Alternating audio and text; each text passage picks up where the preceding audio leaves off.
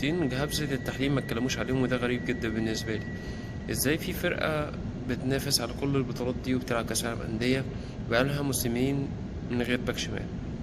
مالكش باك شمال ليه؟ ما فكرتش باك شمال؟ جايب ترسانة أسلحة قدام وانت عندك ورا بالتوفيق. في 11 لعيب في الملعب في النادي الأهلي مفهومش لعيب بيلعب باك شمال. ما العش نزل لعب كورتين طوال، ماشي اوفسايد او ايا كان، بس ده حل.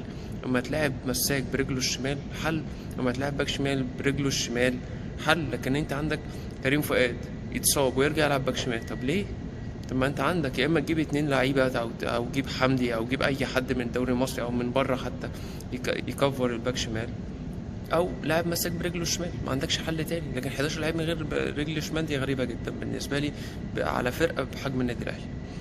النقطة التانية ودي برضو محللين كتير ما اتكلموش عليها وما اعرفش ما حدش بيتكلم عليها، ان الشناوي لحد دلوقتي ما بيعرفش يلعب برجله. الشناوي امبارح لعب 11 كرة طويلة، ال 11 كرة طويلة فيهم كرة صح، يعني النسبة لا تتعدى 10%. لعب 11 كرة طويلة فيهم كرة صح، كرة واحدة وصلت صح اعتقد لتريزيجيه ناحية اليمين. طب ده جول منتخب مصر؟ لا. طب جون النادي الاهلي؟ ما ينفعش. ادي شوبير بقى الدنيا مقفله معاك، لازم يبقى في جون بيلعب برجله كويس عشان لما يلعب الطويله تروح لحد.